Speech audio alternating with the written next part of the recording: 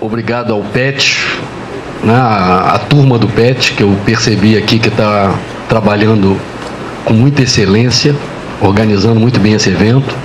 Obrigado à Faculdade de Economia, obrigado ao professor Mesomo, que veio aqui, né, também palestrar. A ideia aqui o que é? Né? Eu combinei com o Mesomo que metade do tempo é meu, a outra metade é dele. Na minha metade eu vou falar mais numa ótica de finanças sobre as questões do mercado de capitais. Na metade do Mesomo ele também vai falar, né, sobre questões do mercado de capitais, mas numa ótica mais jurídica, né, e dentro da teoria liberal. Então vamos lá, vamos começar devagar? O assunto é bom, eu acho que o assunto é oportuno, eu acho que são questões que o Brasil está merecendo refletir. Inclusive, eu parabenizo a professora Lérida, e já até disse isso a ela ali no corredor antes de entrar, que ela tem organizado alguns eventos aqui numa ótica bastante plural, o que é bom, né, porque eu acho que uma formação ela deve ter informações de diversas naturezas, de modo que o aluno ele possa depois concluir, né, dado tudo aquilo que ouviu. Né? O mercado de capitais é uma coisa que eu comecei a ter contato em 1986. Vai fazer 30 anos. Me ofereceram um curso financiado pela Bolsa do Rio e pela Bolsa de São Paulo para formar profissionais para o mercado e que o mercado carecia de profissionais para trabalhar na área de mercado de capitais e financeiro. Aí formaram lá 200 profissionais, colocaram no mercado, nós entramos com aquela expectativa, porque a ideia na época, em 1986, era que o mercado de capitais estava prestes a crescer muito no Brasil. Já se foram 30 anos e eu estou até hoje aguardando isso. Isso é uma das minhas tristezas. Verificar que 30 anos se passaram e o principal financiador da atividade empresarial no Brasil é o BNDES. É um banco estatal. Aí eu gostaria já de começar enquadrando teoricamente essa questão. Na verdade, os sistemas financeiros, eles se estabelecem sob duas arquiteturas. Uma é chamada baseada em banco e outra baseada em mercado. Né? Os países em desenvolvimento, eles têm mais facilidade de começar na arquitetura baseada em banco. Ela é mais simples e fácil de organizar. E exige, vamos dizer assim, ela é menos complexa, ela é mais fácil para a população absorver a ideia da baseada em banco. Na verdade, o que a gente está fazendo? Do que nós estamos falando? Nós estamos falando sobre mecanismos que vão facilitar o financiamento da atividade empresarial e ainda governamental. Isso pode acontecer via bancos, ou pode acontecer via mercado. Quando um outro personagem importante aqui é o emitente. A gente entender o papel do emitente, ele é importante para a gente entender o mercado de capitais.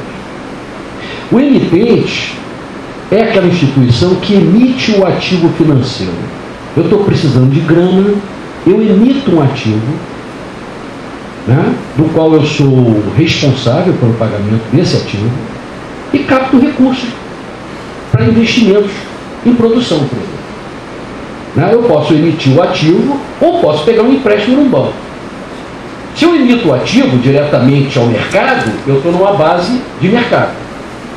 Se eu não consigo emitir o ativo, por uma razão que eu já vou explicar, eu sou obrigado a pagar um empréstimo num banco. Então esses dois modelos funcionam assim. O que é que faz com que o sujeito tenha acesso ao sistema baseado no mercado? Uma palavra muito simples: credibilidade. Que tem uma correlação muito forte com porte. Geralmente instituições de grande porte conquistam mais facilmente credibilidade.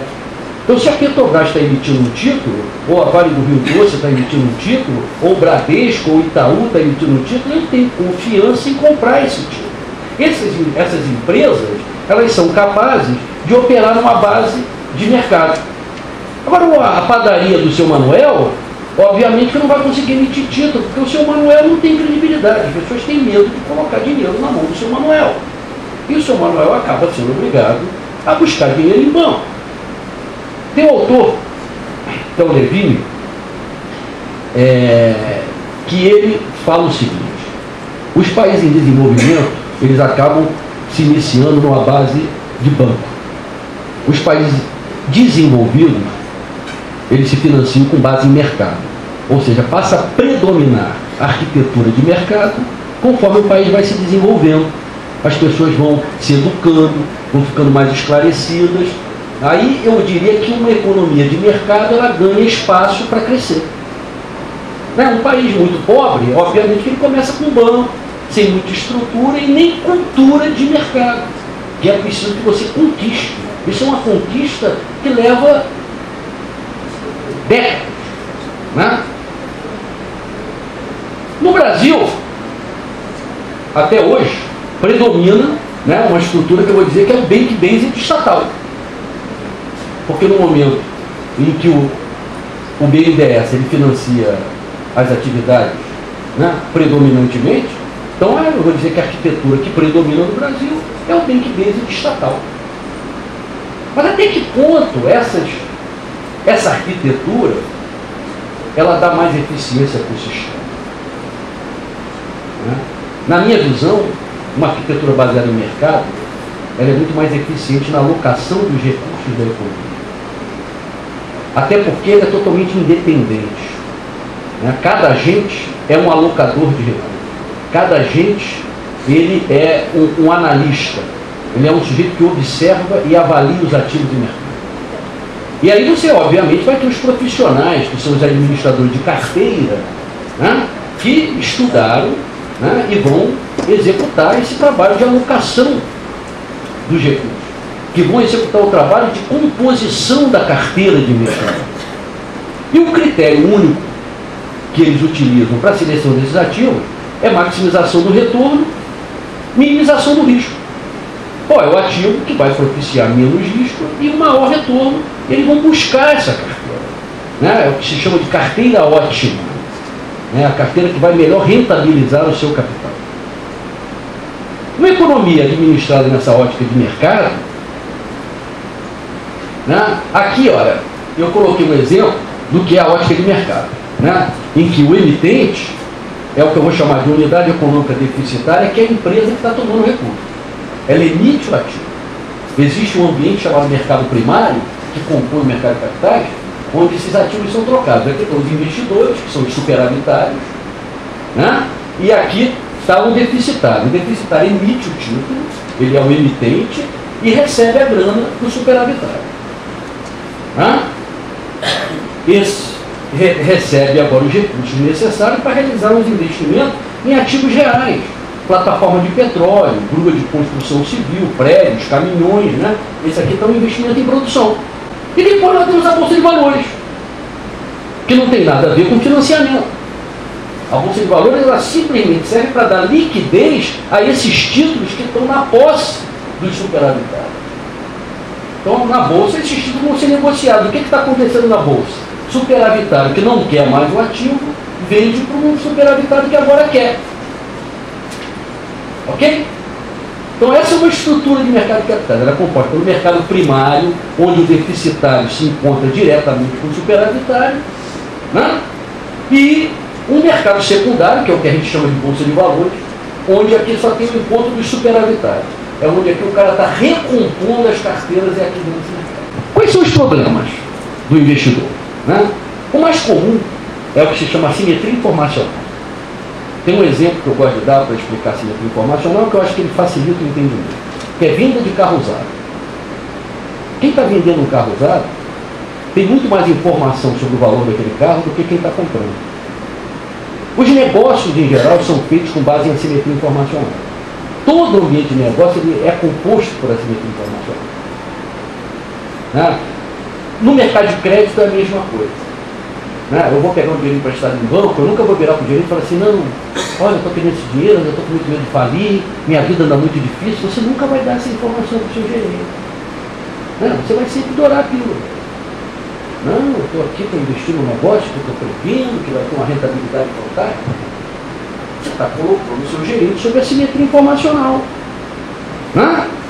Então Então, geralmente, as relações em geral estão sob assimetria informacional. Até os namoros também estão sob assimetria informacional. Você sempre vai dizer para ela que você é melhor do que você é. Então fica aquele um querendo enrolar o outro, né? Aquela coisa toda, por quê? O ambiente opera sobre a assimetria informacional. As relações contêm a assimetria informacional. Né? Idiosincrasia é um outro conceito importante também para a gente entender a área do mercado de capitais. Idiosincrasia é assim, eu falo aqui, Maria. Aí ele entendeu Virgem Maria. Ele entendeu Maria Padilha. Né? Aquele lá entendeu aquela Maria, lá do BBB, lembra aquela Maria? Foi a Maria que você viu na sua cabeça. Cada um entendeu aquela informação de uma forma diferente. Nem todos entendem a informação da mesma forma. Por isso que você tem negócio em bolsa todo dia. Por isso que tem um superavitário que vende e um outro que compra. Porque eles estão formando expectativas diferentes. Né? A evolução disso, numa base de mercado, são os centros de transação, hoje em dia, com base em terminais. Isso facilita o processo de globalização do investimento. Então, o que nós temos hoje? Hoje nós temos um terminal de computador que interliga o mundo inteiro. Então, o cara está em Tóquio, sentado na mesa da sala dele, ele aperta um Enter lá e compra uma ação aqui na Bolsa do Brasil. Então, isso facilitou, isso facilita o fluxo de capitais no mundo. Tanto para ir, quanto para voltar. Tanto para ir, quanto para não ir. Né? Ou para sair também. Isso tudo acontece de uma forma muito rápida. Porque os sistemas hoje já permitem isso. O que sustenta tudo isso são dois conceitos de economia, que eu concordo plenamente, que o agente econômico ele é dotado de alto interesse e insaciabilidade.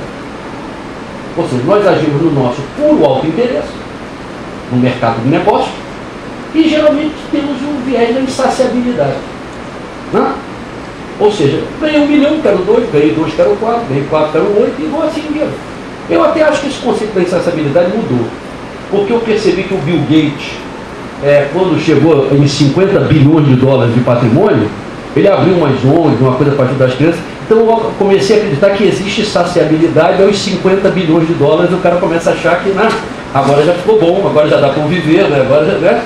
Então eu acho que a saciabilidade existe aos 50 bilhões de dólares, o cara já começa a achar que está legal. Mas até lá o cara sempre quer mais. Né?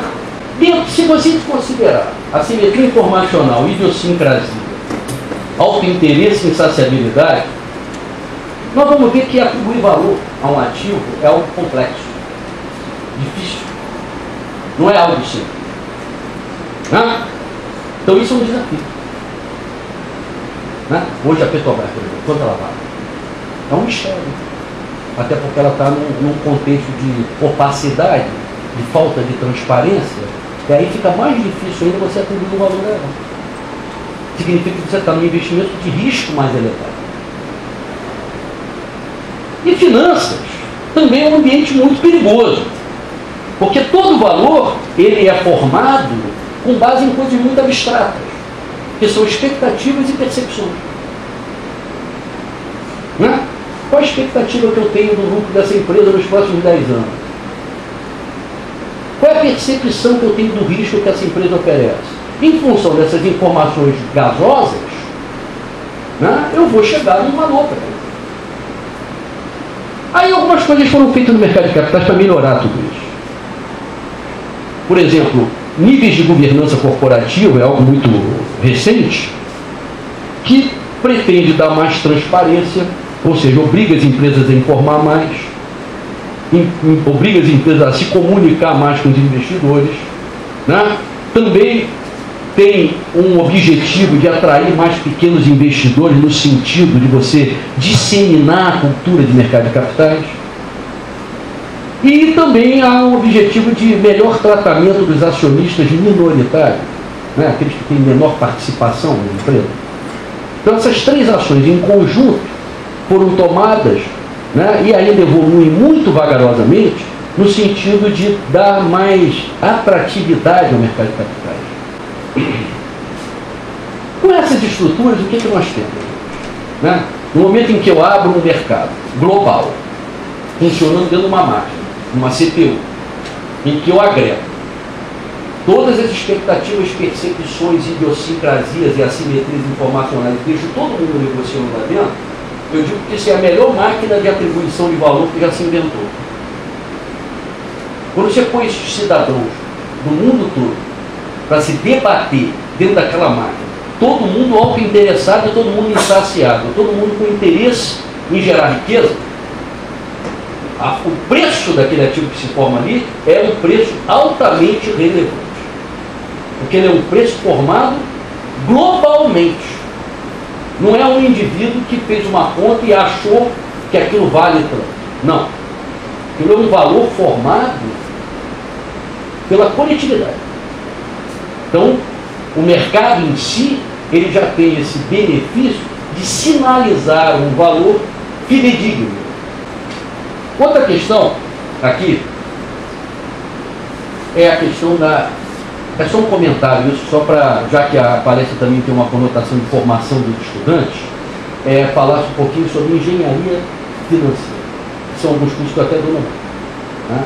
Ou seja, no meio disso tudo, a sofisticação disso tudo vem crescendo muito. Né? Hoje você tem essa área dos mercados derivativos, engenharias financeiras, hedging, alavancagem, estratégias de arbitragem, e né, formas de atuar que já envolvem operações com graus de complexidade elevados e que, no dia que o Brasil conseguir adentrar o primeiro mundo, vai ser um serviço muito demandado. Ainda não é, porque a gente tem uma estrutura baseada em banco estatal, né? Não se deixa, não se permite que uma economia de mercado se estabeleça, talvez até por problemas culturais. E na minha visão, isso é um dos fatores que prejudicam muito o desenvolvimento do país. Né? A gente precisa de uma coisa mais solta, mais oleada. E o que é necessário se fazer para que isso chegue lá? Aqui uma ideia geral do que é o investimento, do que o cara está olhando para o investimento. O que ele tem aqui? Aqui são os fluxos de caixa que o sujeito tem que projetar para ver quanto é que vale a pena ele pagar naquele investimento. Esse tiozinho aqui significa que são fluxos de caixa esperados. Esperados com base em quê? Na formação de expectativa, na transparência que ele tem, no processo de comunicação, na credibilidade de quem está comunicando, na reputação de quem está comunicando, porque na verdade nós vamos chegar numa palavra central, que é qual é o grau de previsibilidade que esse negócio tem. Então uma palavra muito importante no sistema capitalista é que nós, tanto o governo, né, instituições do Banco Central, CVM,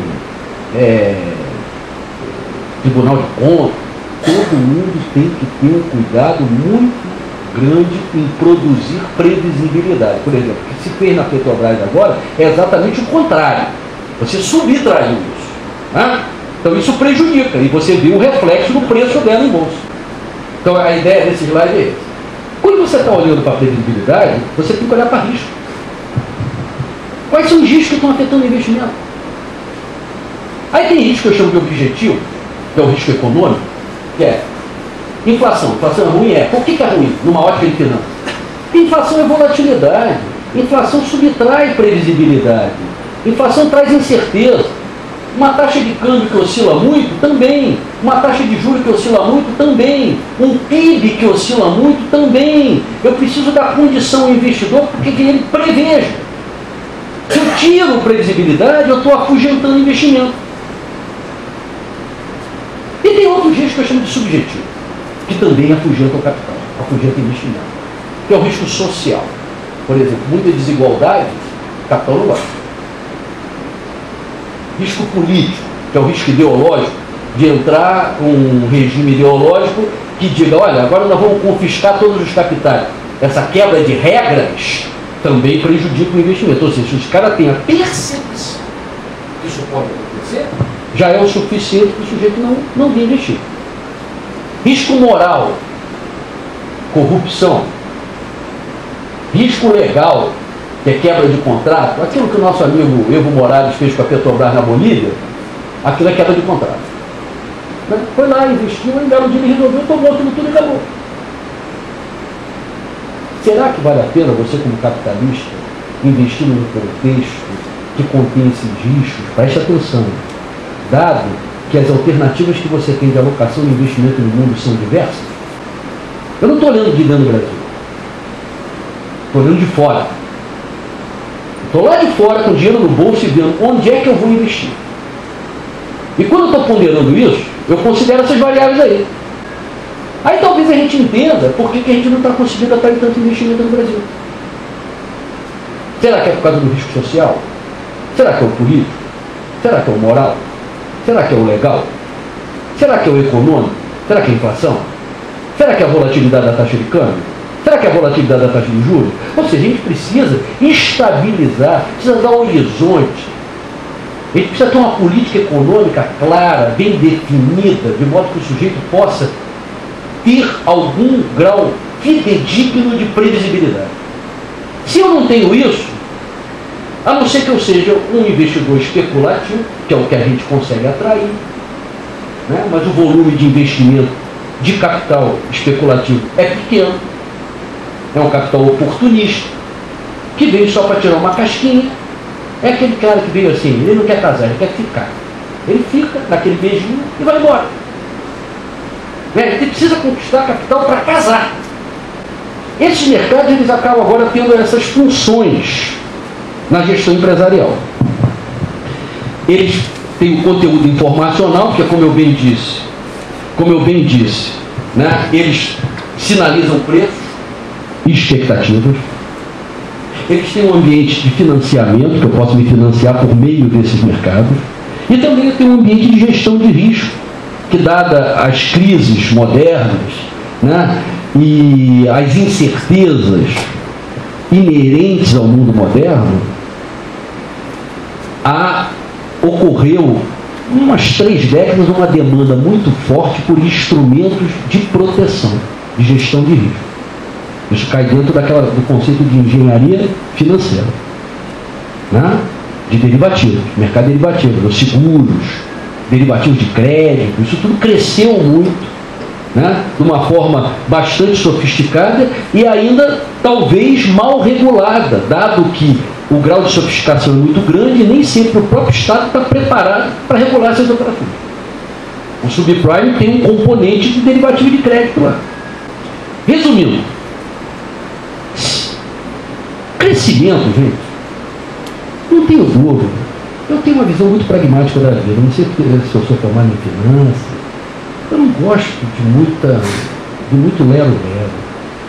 Eu acho que as coisas têm uma lógica simples e clara. Na verdade, o que eu estou falando para vocês aqui é isso. Eu estou dizendo que para você crescer, você precisa atrair investimento. Porque quando você atrai investimento, você gera produto, você gera emprego, você gera renda, você gera venda, você gera lucro, você gera dividendo, entendeu? Você gera poupança. O que faz com que a gente evolua, com que a gente cresça, o que efetivamente combate a pobreza é a geração de riqueza. E a geração de riqueza ela é dependente do investimento. Então a forma como nós tratamos o investidor, ela determina o que vai acontecer com a gente no futuro. O que está na cabeça desse investidor são aqueles riscos objetivos e subjetivos. Como é que eu trato, como é que eu sinalizo para o meu investidor cada um daqueles riscos? Como é que eu aumento o grau de confiança dele, né, no meu contexto econômico? Porque uma coisa é você dar aquela namoradinha, né, a ficadinha ali na boate. Outra coisa é o casamento. E eu quero capital para casar. Eu quero capital de investimento de longo prazo. Capital que vai investir numa fábrica da Microsoft em São Paulo. Quando eu também consigo atrair o capital, eu tenho uma outra vantagem, porque quem é a esposa do capital? É a tecnologia. Quando ele vem, ele traz ela. Então, se a gente tem uma capacidade de atração de investimento, e se há um investimento consistente em educação, porque não adianta também o capital vir, se você não tem um capital humano preparado para receber esse capital. Né? Tanto é que muitas das vagas de emprego em aberto são vagas de pessoas qualificadas que o Brasil não tem. Né? Então, o que a gente tem que ter hoje em dia? Quando é que a gente vai perceber que o Brasil mudou? Quando você vê investimento maciço em educação, não é em universidade não, maciço no ensino fundamental, no ensino médio, de modo que você prepare as pessoas a chegar à universidade, em massa. E quando nós nos posicionarmos a nível de governo, observando essas questões de previsibilidade, de percepção de risco, de modo que você consiga atrair o investimento. Aí você atrair o investimento, o resto é conversa. O resto é conversa. Entendeu? O resto é conversa. Não há outro meio de solução. Eu desafio alguém a me dar uma outra alternativa viável, factível de desenvolvimento. Precisamos ter capacidade de atração de investimento. Outra questão é a proteção dos investidores.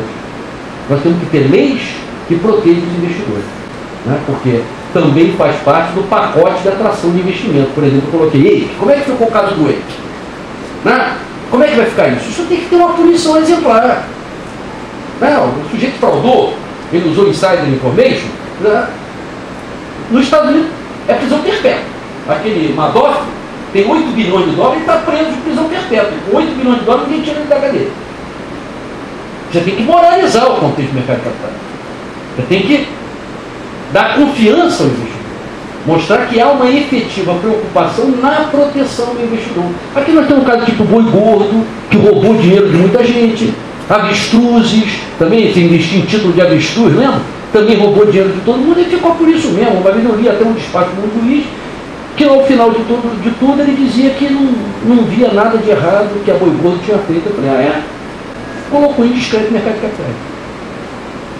O risco legal disparou. Né?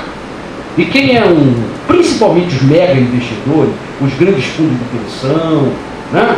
Um grande problema que a gente tem hoje, por exemplo, você tem ideia, o grau de conservadorismo, o patrimônio agregado dos fundos de pensão americanos ronda em torno de 15 trilhões de dólares. Um PIB americano. Mas esses fundos só podem investir em países que têm um investment grade de 3 agências. O grande medo que se tem hoje é que se o Brasil hoje tem investment grade de 3 agências. Ele pode receber investimento desses fundos, embora eu não acredite que eles estejam realizando esse investimento aqui por outros fatores. Talvez alguns estejam, uns mais arrojados. Entendeu? Mas, se o Brasil perder se a FIT tira o grau de investimento do Brasil, esse dinheiro vai ter que ir embora. Pelo regulamento do fundo, eles estão proibidos, eles vão ter só um prazo que o fundo dá para eles retirarem o capital daqui. Por isso que esse pânico, chama Levi, para ir lá, conversa com o Standard & Poor's, né? Porque sabe que se perder o investment grade, vai perder muito investimento. O investimento, perdeu o investimento, gerou pobreza. Ganhou investimento, gerou riqueza. E quem combate pobreza? Não tem xixi nem a nega. Quem combate pobreza é geração de riqueza. Acabou. Não tem conversa. Outra coisa que é específica do Brasil, eu já estou terminando, é a magnitude da taxa de juros. Não, a gente tem aí uma taxa de juros top 5 no mundo. É um juro absurdo. Né? E isso torna a renda fixa muito mais atraente do que a renda variável, ou seja, torna o investimento em ativos financeiros em que você financia o governo. Ou seja, o governo ele tem muita atratividade para captar recursos. Sobra pouco recurso para o setor privado. E como o governo toma muito dinheiro, ele encarece esse valor. Então, um dos fatores para mim que também impede o bom desenvolvimento do mercado de capitais é que, em primeiro lugar, temos um Estado caro, pesado, ineficiente, cobra muito imposto, emite muita dívida e entrega muito pouco. Esse peso tem reflexo no custo do dinheiro. Quando o juro fica caro, quando o dinheiro fica caro, ele fica caro para todo mundo, não fica caro só para o governo. Né? Fica caro para o contribuinte, que a gente que acaba pagando esse juro, e fica caro também para o empresário, que tem que tomar esse dinheiro. E num ambiente competitivo, globalizado, o custo de capital desse empresário, quando comparado com o custo de capital de uma empresa na Noruega, é até piada. O norueguês paga 1/20 pelo dinheiro do que paga o brasileiro. Obviamente que esse custo de capital vai estar embutido no preço do produto. Perdemos competitividade. Aí nossa balança comercial começa a ir para o negativo. Nossa balança de pagamento vai começar. Tudo está indo para o negativo. Porque nós perdemos competitividade, nós perdemos investimento. Ou seja, essa visão, né, eu diria assim, uma visão meio... uma cultura de tipo assim, capitalismo opressor. Né? Essa cultura está errada. Essa cultura está errada. O que você aprendeu na universidade? Que capital e tecnologia geram riqueza. E quem elimina a pobreza é geração de riqueza. E você entender o dilema do investidor é um fator determinante para você atraí-lo. E o que a gente precisa é atrair o investidor. Aqui eu fiz uma brincadeirinha, não volta naquele lá. Aí o que eu fiz aqui? Uma brincadeirinha para terminar rápido agora. Acho que eu já cumpri meu tempo. O que eu fiz aqui? Eu peguei a taxa Selic, que é que financia o governo, e coloquei ela ao longo aqui de 10 anos. E a Bolsa de Valores, de forma acumulada. Né? E eu estou verificando que a renda fixa, que é azul, ela na maioria das vezes, ela paga mais que a renda variável. E com uma vantagem, é garantida pelo governo. O cara que está na linha preta, ele está correndo risco do empreendimento. O cara que está na linha azul, teoricamente, tem um conceito chamado de risk free, livre de risco. Ele está emprestando dinheiro para o governo. Quem é que vai se sentir atraído por investir em produção num contexto em que, se eu comprar título do governo, né, eu ganho mais do que se eu estiver me arriscando? Então tem ali os momentos, né, em que aquilo começa a pagar mais, né, do que o título do governo. Os que estão acima da linha azul. Mas eu tenho muitos. E na média, a linha azul bate a preta. Aí eu criei assim, o coeficiente de atratividade do investimento. Isso é uma ideia minha e de um aluno que vai defender monografia até agora. Né? E qual é a ideia disso aqui? Eu peguei o juro real, né, da Selic e coloquei sobre a Selic. E toda vez que esse gráfico sobe, o investimento está muito atraente. Toda vez que ele encosta lá no fundo, significa que a renda fixa bateu mais, pagou mais do que a renda variável. Entendeu? Então o que eu tenho aqui? Ó? Eu tenho espasmos de atratividade. Na maioria do tempo, o Brasil não tem atratividade. Repara que, ó, 2013 mais ou menos para cá, tá no chão. Aqui também está no chão, esse período todo. Esse período aqui, ó, é um período Dilma, que começou bem lá em 2010, depois, ó, foi para o chão, teve um espasmozinho aqui, eu não sei o que pode ter sido isso aqui, em 2012, isso aqui foi um espasmo, né, e voltou para o chão de novo. Aí, para a gente entender, o que eu fiz? Né? Eu peguei dados americanos decenais. Então tem aí de abril de 63 até abril de 2008, até abril de 2013. Né? A linha verde é o índice Nasdaq, que é de ativos de maior risco nos Estados Unidos. A linha azul é a taxa básica americana. E a linha preta é o SP500, que é uma renda variável menos arriscada que a verde. Né? Aí você vê que, você olha para esse gráfico, ele já tem um comportamento mais racional. Né? A maior parte do tempo, você vê a renda variável rendendo mais do que a renda fixa. O que esse prêmio pelo risco que você corre, essa diferença aqui, ó, essa diferença entre a linha preta e a azul a cada momento, é um prêmio É o prêmio que eu estou te pagando para você correr risco. Aqui no Brasil, naquele outro gráfico, eu mostrei que aqui no Brasil a gente não tem prêmio. A gente tem punição de risco. Ô seu otário, quem mandou você querer correr risco? Toma na cabeça. E o cara olha uma série histórica que ele só está tomando na cabeça, qual é a coragem que ele tem de arriscar? Se ele olha para o passado e ele vê que a renda fixa só bate na renda variável. Então isso é um fator também que prejudica a formação de expectativa. Essa percepção, ela também afugenta o investimento.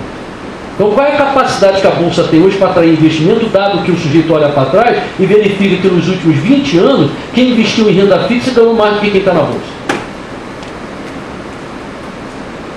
E quando você está investindo nessa renda fixa, você está dando dinheiro para o governo. Se o governo fosse eficiente, o Brasil crescia muito. O problema é que, qual é o uso que o governo faz desse nosso dinheiro? Qual é a capacidade que o governo tem de gerar riqueza em cima de todos esses recursos? Aí vai cair a grande discussão do tamanho do Estado. Qual o tamanho que o Estado deve ter? Qual seria um tamanho ótimo do Estado, dada a condição do Brasil, de modo que a gente possa gerar mais crescimento, mais desenvolvimento? Porque os recursos têm que cair na mão de quem tem mais capacidade de geração de riqueza. Se o sujeito tem baixa capacidade de geração de riqueza, não pode ter dinheiro. Né? O dinheiro tem que estar na mão daqueles que provam, na prática, que tem mais capacidade de geração de riqueza. Por isso que quando uma empresa está quebrando, que são controvérsias que o mundo moderno traz, você deve deixar quebrar mesmo. Porque aquele quebrar indicia que aquele sujeito não teve capacidade de geração de riqueza. É uma célula que está morrendo. Deixa ele quebrar e vai nascer uma outra com melhor capacidade de geração de riqueza. Então esse protecionismo que também hoje no mundo moderno está aí, essa modinha de ficar salvando empresa, outra coisa que está errada também. Empresa é boa, não é boa, quebra. Entendeu? Não é tão simples assim, mas é mais ou menos essa linha de raciocínio. E aqui eu coloquei, olha, aquele mesmo índice de atratividade que eu fiz lá para a Bolsa Brasileira, eu fiz agora para o Nasdaq e para o SP500. A linha azul é o Nasdaq, você vê que o americano tem coerência com finança, né? O que é mais arriscado dá mais retorno. O que tem um retorno médio, né, dá menos retorno. E aí eu coloquei o nosso índice de bolsa, todas as vezes que ele está encostando no chão, é punição de risco. Quem mandou ser otário vir aqui investir? Né? É o que o cara está te dizendo. Tá? O americano até encostou. Ó. Onde é que ele encostou? Ele encostou no subprime. Ó. A Bolsa Americana encostou, que foi a queda da Bolsa Americana. Aí o rendimento da Bolsa Americana veio abaixo da renda fixa nesse período. Né? E aí depois já começou, já começou a premiar novamente. Mas quem é que responde por isso? Previsibilidade. Política econômica clara, que sinalize para o investidor. Transparência, comunicação, entendimento das demandas do investidor, o cuidar dos riscos econômico, social, político, moral, né? Todo esse imbróglio que a gente vive nesse país hoje, isso tudo contribui para afugentar investimento. E a gente precisa entender essa lógica. Porque enquanto a gente não entender essa lógica, a gente vai ficar como estamos aí nos últimos 20, 30 anos, patinando. A gente fica patinando. Porque a gente não investe em educação, do jeito que tem que ser investido, e nem trabalha na atração do capital do jeito que tem que ser trabalhado. E se você não mexer nessas duas coisas, vamos ficar patinando eternamente nesse negócio. Não vamos sair dessa situação. A gente precisa decidir integrar efetivamente o mundo capitalista ocidental. A gente precisa tomar essa decisão. Tem preço? Tem. Não há crescimento sem dor. Talvez o que falte ao brasileiro é aceitar a dor que vai ter que pagar. A gente não quer pagar a dor, mas também não conquista nada e fica nesse rame-rame. Ele tem que decidir, tem que entender a relação de causalidade entre investimento, desenvolvimento e crescimento. E tem o realismo de entender que o brasileiro é pobre. O brasileiro não tem poupança. O brasileiro não gera uma poupança suficiente para financiar o desenvolvimento do Brasil. Nós somos totalmente dependentes de capital estrangeiro. Então temos que ter uma cabeça mais aberta no sentido de entender que o capital estrangeiro, se vier, e também esse também tem que ser regulado, também não é uma coisa totalmente livre, né? Mas ele tem um lado que pode nos beneficiar bastante. E eu vejo aí um monte de preconceito infundado que só tem atrapalhado o nosso desenvolvimento. Ok? Esse foi o meu recado. Vou passar a palavra agora aqui comigo.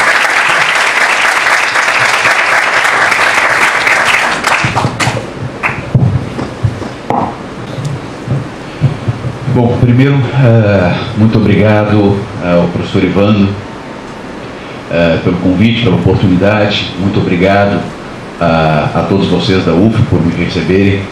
É um privilégio poder estar aqui conversando sobre economia, conversando sobre finanças e dando eu o meu enfoque um pouco mais jurídico sobre estes temas. A questão fundamental, meu amigo Ivandro, e aí eu achei extremamente interessante as tuas colocações. A questão fundamental é de que nós, como país, escolhemos a miséria. Essa é a questão. Nós, como país, optamos deliberadamente por sermos pobres. A Constituição de 1988 é um marco que nos lega um modelo de país que sufoca a atividade e impede a formação de poupança. Ou seja, por mais que estudemos finanças, o modelo de país que construímos a partir de 1988 nos lega um modelo de miséria, nos lega um modelo de inviabilizarmos o crescimento. É preciso entendermos, Ivandro, que o nosso estado natural é a miséria. Essa é que é a questão. O estado natural de todos nós e o estado natural de todas as nações, de todos os povos, ao longo de toda a história, sempre foi a miséria, a doença, a desgraça e a morte. Esse é o roteiro. O incrível, meu amigo Ivandro, o incrível é como nós rompemos isso. Ou seja, o fantástico é como determinados povos, determinadas nações conseguiram superar a miséria. Isso aqui é incrível. E é isso que nós deveríamos estudar. É isso que nós deveríamos investigar. É isso que nós deveríamos observar, perplexos, estupefatos, e ter a vontade de entender o processo. Como eles chegaram lá. Mas aqui não. No Brasil não, isso não é bom. No Brasil, nós temos uma visão absolutamente preconceituosa da riqueza. Aqui, meu caro Ivandro, um funcionário público que coordene uma repartição com 100 funcionários é tido como um grande homem, um honrado homem. Mas aquele que se arrisca no mercado, abre uma empresa, gera 100 empregos, esse é um porco capitalista opressor da elite branca. Essa que é a questão. Nós demonizamos de modo intenso a atividade produtiva no Brasil. E aí eu pergunto sempre lá para os meus diletos alunos, mas por que o Google, por que o Facebook, por que o WhatsApp, por que a Apple o LinkedIn. Por que todas essas empresas surgiram nos Estados Unidos e não aqui? Não aqui em Niterói, em São Gonçalo, em Nova Iguaçu. Por que não aqui? Porque os engenheiros lá, os programadores de lá, são mais inteligentes. Quando nós cruzamos a linha do Equador, Fiat Lux, ganhamos superpoderes? Não, meus caros. A questão é simples. É porque o ambiente de negócios aqui é extremamente hostil. Ao passo que o ambiente de negócios lá propicia arranjos de tal forma que estas empresas surgem. Muitos aqui devem ter visto o filme aquele do Zuckerberg, do Facebook. E se não viram, enfim, tem uma passagem no filme que é muito rápida, são menos de 1 minuto, 40 segundos do filme, em que o Zuckerberg e os outros estão ali, eles alugaram uma casa, eles já não têm mais dinheiro sequer para pagar o cozinheiro, e aí o cozinheiro resolve pedir as contas, ele vai embora. E um dos assessores ali, um dos integrantes da equipe, fala para o Zuckerberg: a gente vai ficar sem cozinheiro, não vai ter ninguém para fritar um hambúrguer para a gente? Pô, mas assim não dá. E o Zuckerberg diz: oferece umas ações para ele. Aí o sujeito: você quer ficar e ter algumas ações em troca? Aí o cozinheiro estava lá fritando hambúrguer: ok, tudo bem, eu fico. E segue o filme. A questão fundamental é que aqui, primeiro, tem alvará de funcionamento? Tem alvará não tem alvará de funcionamento, então fecha. Aí apareceu outro fiscal aí da vigilância sanitária: tem alvará para cozinha? Pode funcionar a cozinha aí? Não, então fecha, não funciona. E apareceu um outro fiscal, que é o fiscal do trabalho: não, o que vocês estão fazendo é ilegal. CLT, hora extra, 13º, férias adicional. Percebe? Não ia ter Facebook aqui. Sem Facebook. Grita, oh! Mas sem Facebook. Chega de Facebook. Percebe? O sujeito que criou o WhatsApp é ucraniano. Ele conseguiu criar o WhatsApp, que todos vocês provavelmente usam, na Ucrânia? Não. Por quê? Porque a Ucrânia é um lugar hostil. Ele precisou viajar aos Estados Unidos e lá conseguiu criar o WhatsApp. Percebe? Geração de riqueza. Isso que o professor Ivan estava falando. Steve Jobs, que começou a Apple numa garagem. Aqui ele teria morrido de câncer na garagem, sem sair da garagem. Tá? Por quê? Percebam então que o ambiente é hostil. O nosso ambiente, ele demoniza a criação de riqueza. Essa que é a questão. E nós optamos, portanto, em demonizar isso. O empreendedor aqui é mal visto. E uma nação aonde o empreendedor é mal visto é uma nação fadada ao fracasso. Essa que é a questão.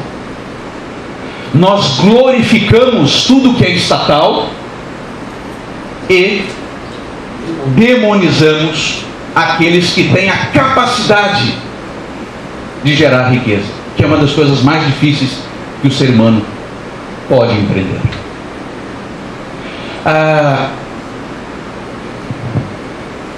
A questão fundamental, Evandro, é que nós temos uma cultura,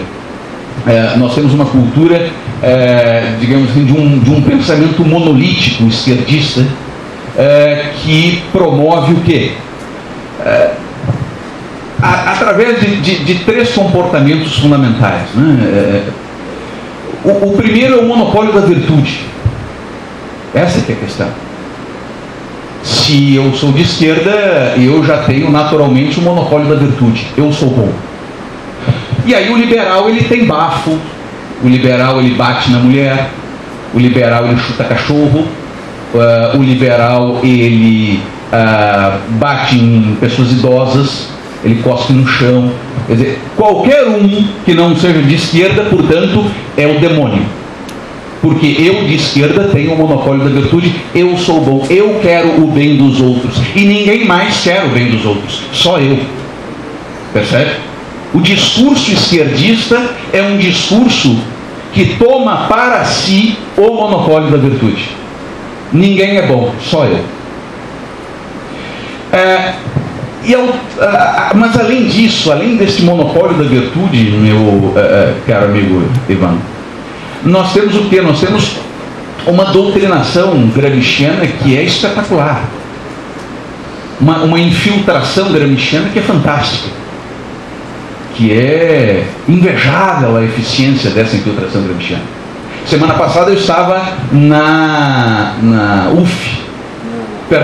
Rural, ministrando lá uma palestra, num auditório que se chama o quê? Qual é que era o nome do auditório? Paulo Freire, vejam só, o patrono da educação brasileira.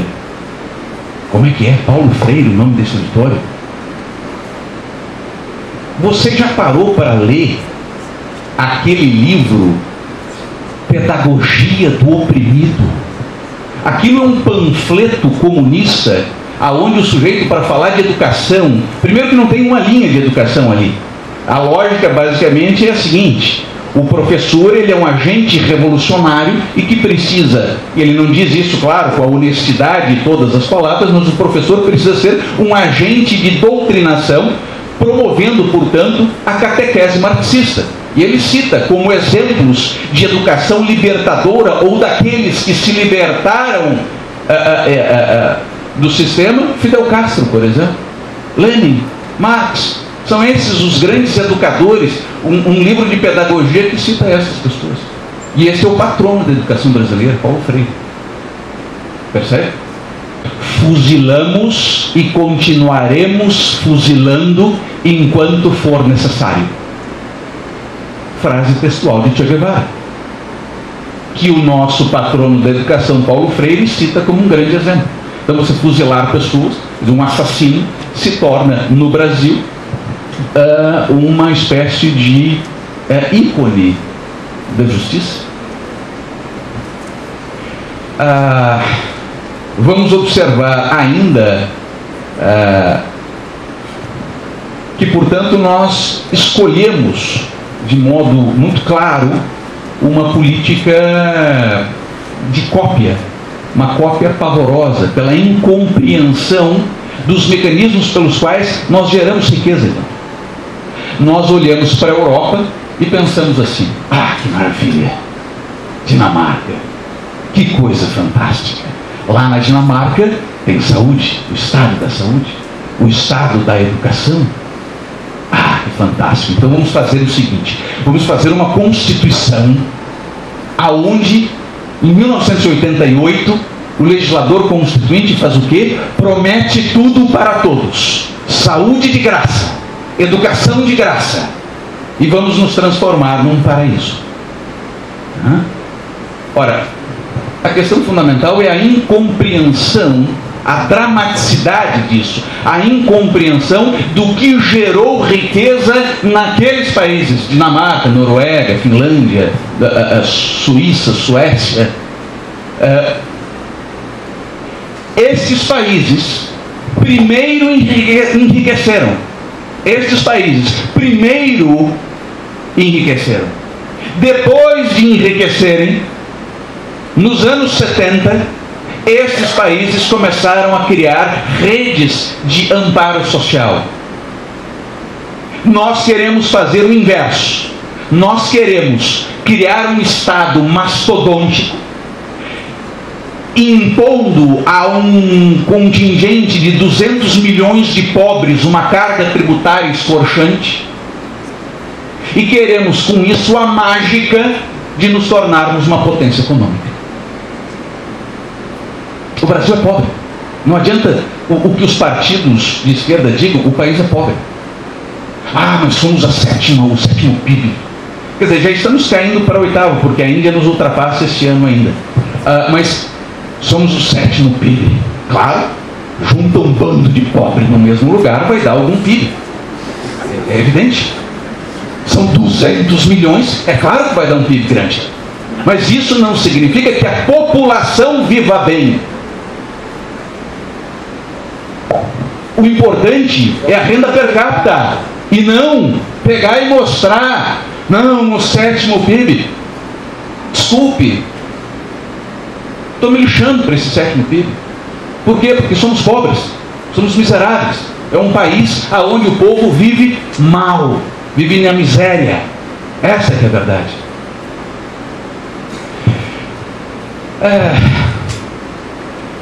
E aí nós, evidentemente, demonizamos os valores que podem trazer prosperidade. Nós glorificamos, por exemplo, tudo aquilo que deu errado. Nós temos essa predileção. Nós gostamos da Venezuela. Claro, falta papel higiênico, falta tudo. Lá é bom, lá é uma maravilha. Sim, com a mão erguida, nós avançamos, como se fosse possível criar riqueza e tirar as pessoas da miséria por ideologia. Como se ideologia tirasse as pessoas da miséria. Nós glorificamos o quê? Cuba. É a ilha de Fidel Castro. A ilha presídio de Cuba. É lá que é bom. Que maravilha. Coreia do Norte. Nota de apoio do PCdoB para a Coreia do Norte. Quem puder entrar, ver no Google, nota de apoio PCdoB, Coreia do Norte. Você vai encontrar lá, estarrecido. Você chega à página do PCdoB, tem lá uma nota de apoio.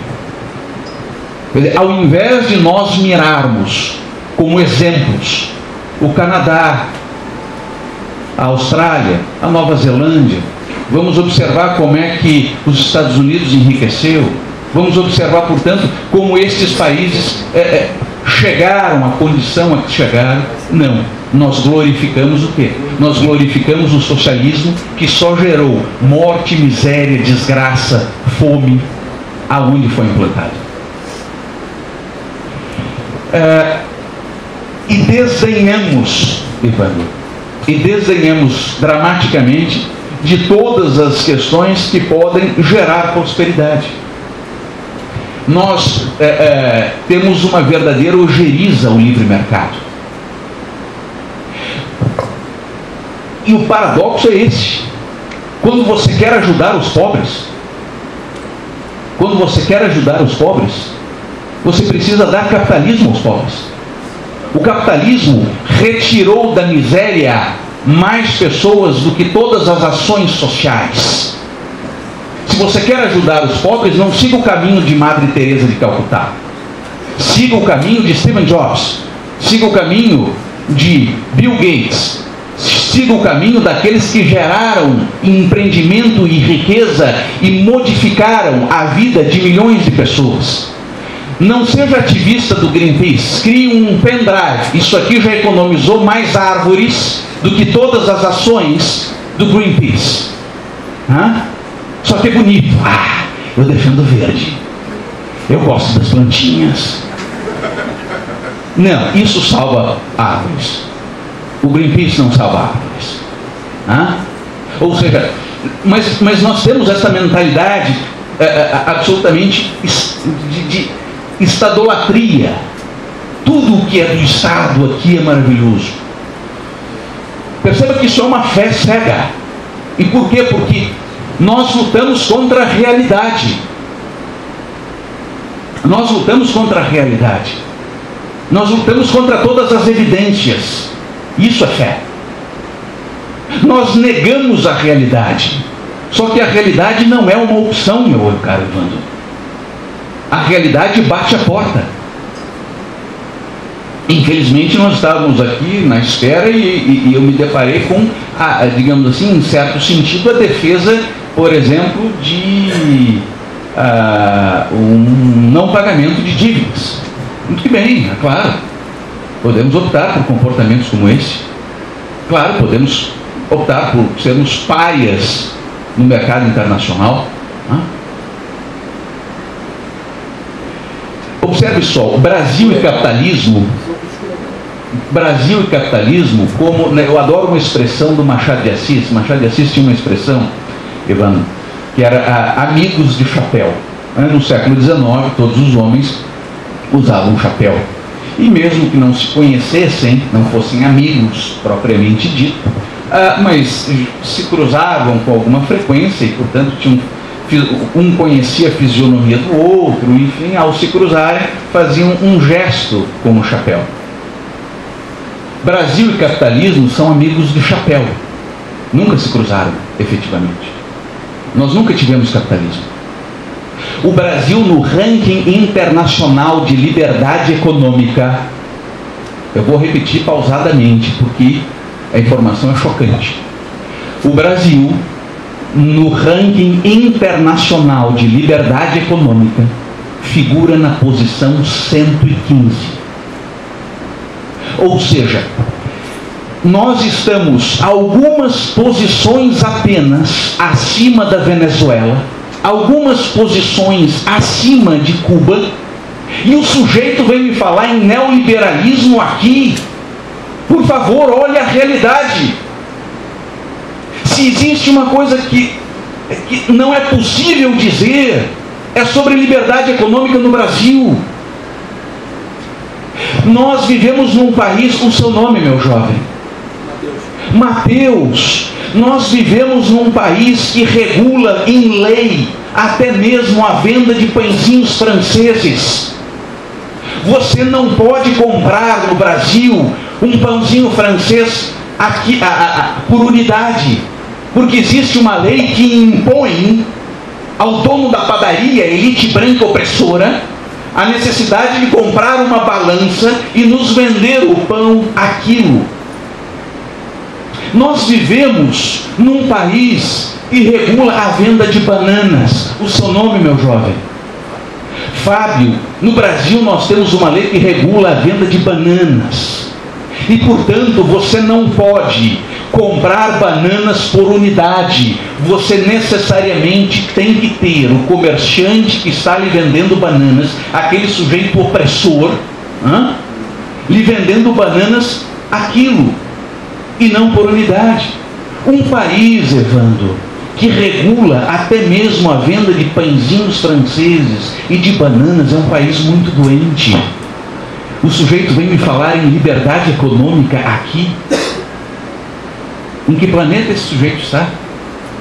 O grau de desconexão dele com a realidade brasileira chega a ser doentio. Aí já não é um problema econômico, é um problema psiquiátrico. Percebe? É um problema psiquiátrico. O sujeito que diz que liberdade econômica há no Brasil.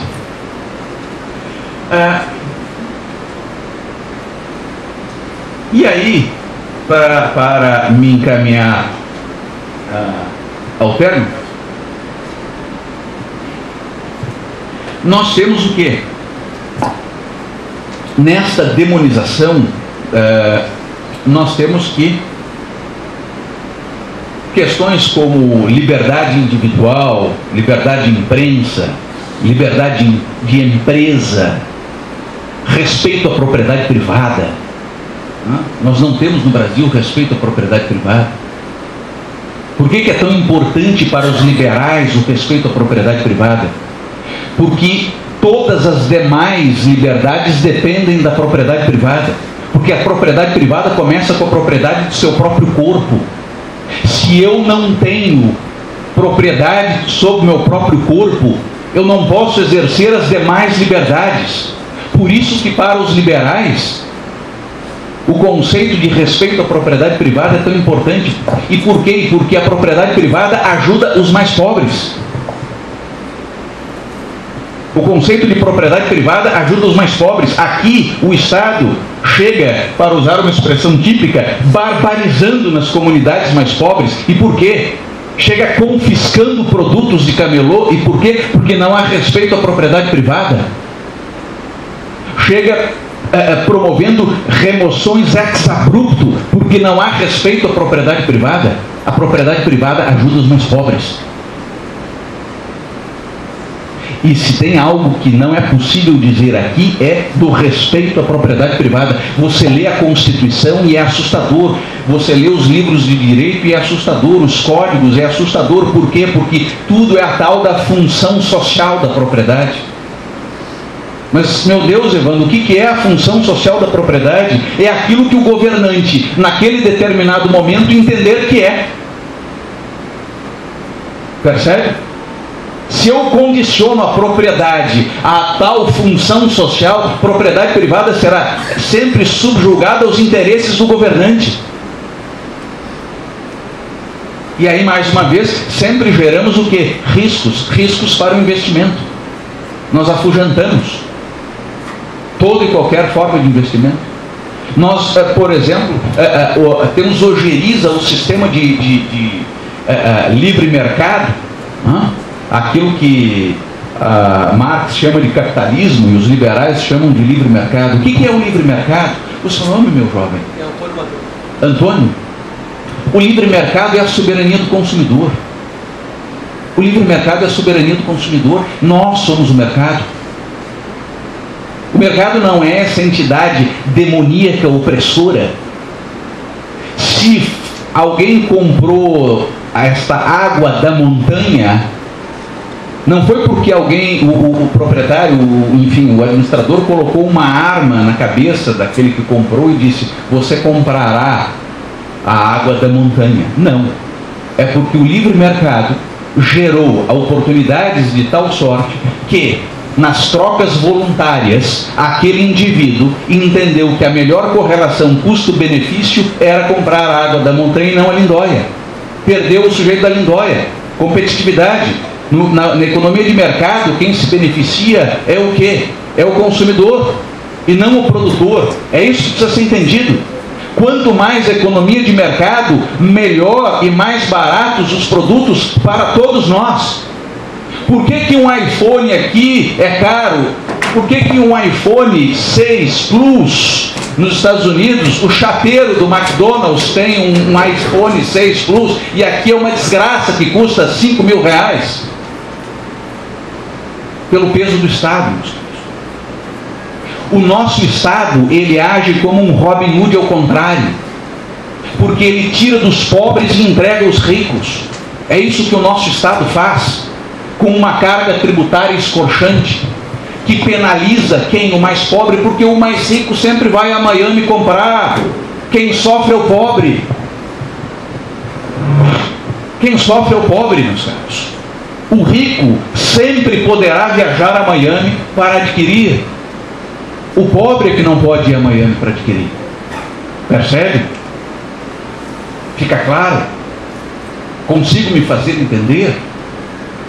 Ou seja, nós criamos um modelo que penaliza o mais pobre através de carga tributária, através de mecanismos, por exemplo, como universidade pública e gratuita.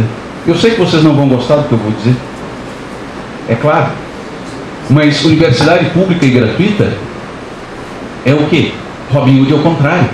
Porque quem paga esta universidade? Quem paga esta universidade? Os pobres.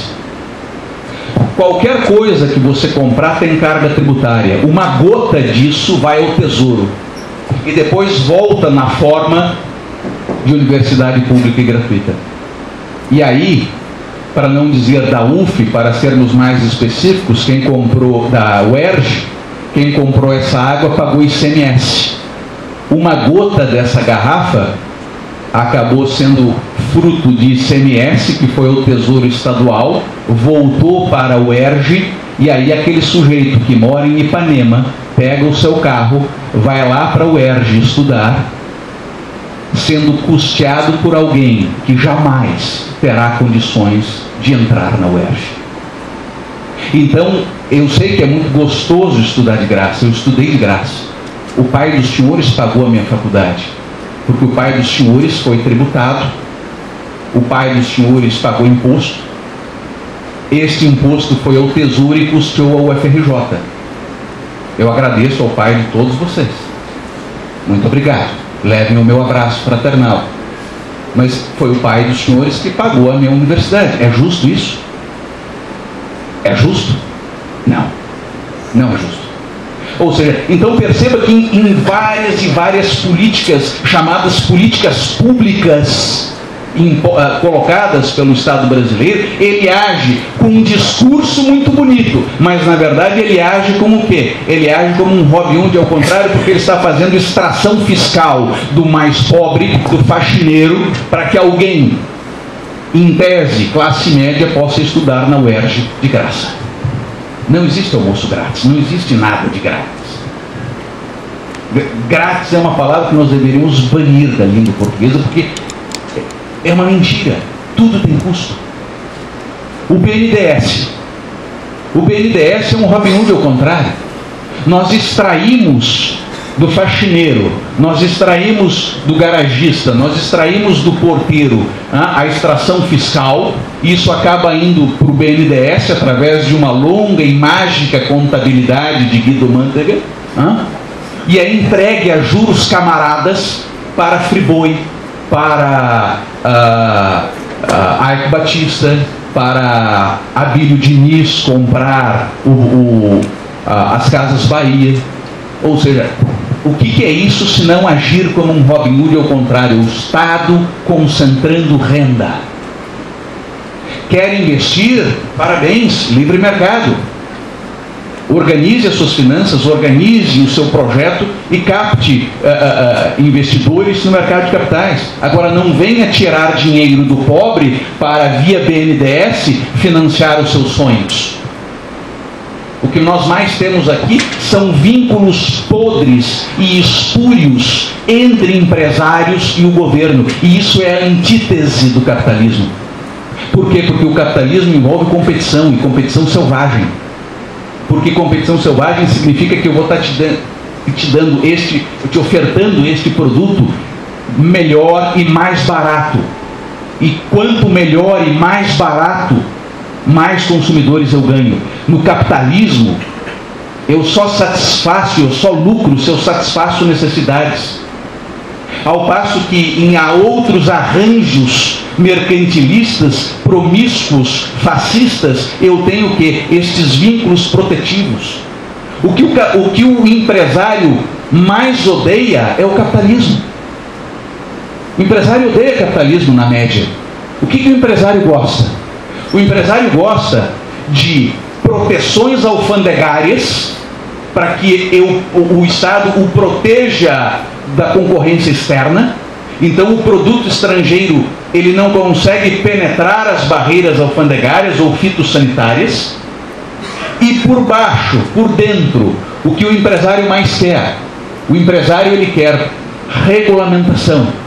Porque com regulamentações, inúmeras regulamentações, os agentes menores, os atores sem tanto potencial, sem tanto capital, não conseguem penetrar no mercado. Portanto, os monopólios ou os oligopólios só se formam com apoio governamental. Nenhum monopólio se sustenta se nós estamos num mercado verdadeiramente aberto e competitivo. Por quê? Porque num mercado verdadeiramente aberto, competitivo, com pouquíssimas barreiras de entrada, se eu ofertar o meu produto caro, não havendo barreira de entrada, sempre haverá um competidor que poderá ofertar algo melhor e mais barato. Portanto, o livre mercado é a soberania do consumidor. Vínculos espúrios são questões keynesianas. Vamos dar dinheiro público, ou pior ainda, marxistas, mas enfim, admitindo-se que alguém ainda seja marxista no século XXI, você dar dinheiro público, e não existe dinheiro público, só existe dinheiro do pagador de impostos, dar dinheiro do pagador de impostos a projetos previamente selecionados por vínculos que você nunca sabe como. Por que foi a Friboi e não a alguma coisa Boi que ganhou o financiamento do BNDES? Por quê? Percebe? Os vínculos são sempre nebulosos, opacos, promíscuos. Numa economia de mercado livre, você quer montar um frigorífico, meu filho? Vá à luta. Não é com dinheiro do BNDES. Aliás, num mercado livre, nem BNDES existe. Não existe BNDES. Eu não quero me alongar mais, eu só vou fazer uma síntese, porque as pessoas falam sobre aquilo que, digamos assim, 30 minutos já, não queria cruzar muito, mas o que é o liberalismo? Primeiro, o liberalismo ele é uma doutrina voltada para a melhoria das condições de vida. No aspecto final, nenhum liberal diverge de um sujeito do PCO, percebe? Do PSTU. Porque, digamos assim, havendo honestidade, aquele indivíduo do PSTU, ele quer um mundo melhor. Os liberais também querem um mundo melhor. Só que o problema está no diagnóstico e de como nós conseguimos chegar a este mundo melhor. Mas o liberalismo está o tempo inteiro preocupado e pensando em como nós temos condições mais eficientes de geração de riqueza. Porque, como o professor Ivandro muito bem disse, é a geração de riqueza que tira as pessoas da miséria. Não é a ideologia, não é a doutrina, não é o braço erguido que tira as pessoas da miséria e que bota comida na mesa das pessoas. É a prosperidade. E aí eu queria, o nosso amigo disse que poderia me propiciar um videozinho de 4 minutos que eu quero colocar. Depois desse videozinho de 4 minutos, eu falarei por mais 4 minutos e encerro a minha participação. Não temos som. Não. Vamos lá. Então, infelizmente, esse vídeo é um vídeo onde ele compila informações extremamente importantes, porque ele compila informações de 200 países. Só aproveitar aqui e mostrar. Ele compila informações de 200 países e, portanto, coloca a expectativa de vida e o tempo. E começa, portanto, aqui em 1810. E acompanha, portanto, a movimentação dos países e como esses países vão evoluindo, e todos os países vão evoluindo. Ele mostra, portanto, então, como questões como a Revolução Industrial promoveram o progresso e a possibilidade de todos nós estarmos aqui. Vamos observar que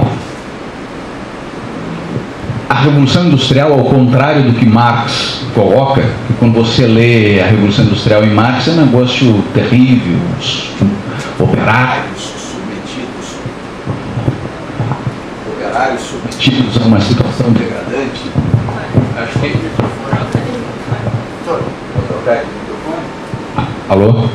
Empregados submetidos a uma situação absolutamente degradante, terrível, quando a verdade era distinta. Quando nós observamos a situação na Inglaterra, de 1760 a 1830, ou seja, o período da Revolução Industrial, a população britânica aumentou quase 3 vezes. Se a população aumenta é porque a situação está piorando ou porque a situação está melhorando? É porque a situação está melhorando. Marx mente. Ou seja, a situação ela não era terrível. Ninguém vivia num mundo idílico no campo. Voando flores, luz, arco-íris. Que maravilha. Estamos na Grã-Bretanha em 1750. Esse campo é maravilhoso. O orvalho. Agora vem os capitalistas malvados. Vamos todos para a cidade e vamos agora trabalhar nas fábricas nojentas dos capitalistas opressores. Por quê? Porque nós gostamos de sair do campo, que é idílico, e vamos para a fábrica. Não, isso é mentira. A população cresceu quase 3 vezes, a população da Grã-Bretanha. E cresceu quase 3 vezes, por quê? Porque as pessoas estavam morrendo menos, nascendo mais, comendo mais. Percebe? Se a população cresce quase 3 vezes, de 1760 a 1830, é porque as condições econômicas estão melhorando e não piorando, como Marx dizia. Mas, enfim, os pilares do liberalismo, eles dizem respeito às liberdades, ao respeito à propriedade privada, a questão da paz é extremamente importante para o liberal. Por quê? Porque ninguém comercializa em guerra. A guerra não é construtiva. Para você estabelecer laços comerciais, você precisa do quê? Você precisa de paz. Você não tem um fluxo comercial produtivo com o inimigo e durante o tempo de guerra. Questões como a tolerância. Você quer diminuir o preconceito, você quer disseminar a tolerância, nada melhor do que vínculos comerciais. Por quê? Porque ser intolerante num livre mercado custa muito caro. Se você não quer vender para negros, se você não quer vender para judeus, se você não quer vender para casais separados, se você não quer, enfim, comerciar com alguém, eu quero. Você quebra, eu lucro. Percebe? A melhor forma de lutar contra a intolerância é o livre mercado. Ele é naturalmente inclusivo e não exclusivo, como Freixo diz, ou Jean Willis diz. Em suma, por que a liberdade importa, meus caros? A liberdade importa por uma questão, primeiro por uma questão moral, o princípio da não agressão, ou seja, nenhuma pessoa pode iniciar contra outra uma agressão. Portanto, o liberalismo, a liberdade individual, a possibilidade de cada um ser senhor de si é algo moralmente importante. A liberdade importa por uma questão utilitária. Por quê? Porque quando nós comparamos o ranking dos países mais livres com o ranking dos melhores IDHs do mundo, há quase que uma simetria. Os melhores, os mais livres propiciam às suas populações os melhores IDHs. Então, na ponta, aqui você vai ter, por exemplo, entre os 10 primeiros, você vai ter Singapura, você vai ter Canadá, você vai ter Dinamarca, você vai ter Estados Unidos, Nova Zelândia, como os melhores IDHs. Aqui embaixo você vai ter o quê? Você vai ter Venezuela, você vai ter Zimbábue, você vai ter Uganda, Somália, estados altamente interventivos, aonde você vai ter o quê? Um péssimo IDH. A liberdade importa por interesse próprio. Nas doutrinas socialistas todas, o indivíduo ele é sempre sacrificável em prol de um projeto melhor. E a história do socialismo é a história do genocídio. Basta você ver o que Stalin fez com o seu povo, o que Mao Tse Tung fez com o seu povo. 40 milhões de chineses mortos na Revolução Cultural de Mao Tse Tung. Portanto, o socialismo ele é genocida. Por quê? Porque se você não quer entregar a sua propriedade privada de livre e espontânea vontade, você terá que ser de alguma forma eliminado em prol do coletivo, do projeto partidário. Por isso que você sempre tem, ao longo do século XX, uma história entrelaçada entre os socialistas e os genocídios. Ao passo que no liberalismo o homem ele é um fim em si mesmo. A liberdade importa por conta do altruísmo. Quanto menos o Estado interfere, mais o altruísmo sobe. Os estados de grande intervenção estatal, você vê o que? Uma redução do altruísmo, uma redução da caridade. E por fim, a liberdade importa porque ela aumenta a tolerância e porque ela é melhor para os pobres. A liberdade econômica, ela propiciou, o capitalismo propiciou algo que nunca havia existido, que é a possibilidade de tirarmos milhões de pessoas, contingentes inteiros da miséria. Em 1800, o planeta tinha 1 bilhão de habitantes. Hoje nós estamos com 7 bilhões e 300.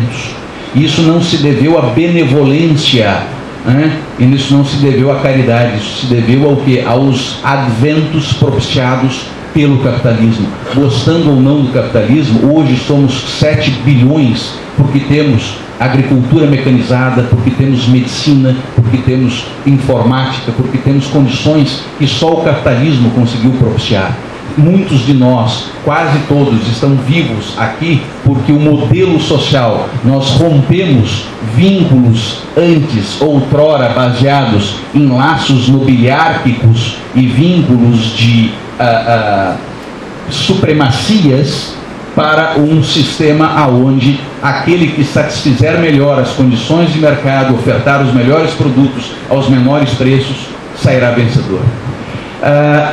Mais uma vez eu quero agradecer o professor Ivano, mais uma vez quero agradecer a todos vocês, a presença de todos vocês, agradecer a UF que abriu as portas para que pudéssemos falar aqui durante esses 45 minutos. Muito obrigado a todos, até uma próxima oportunidade.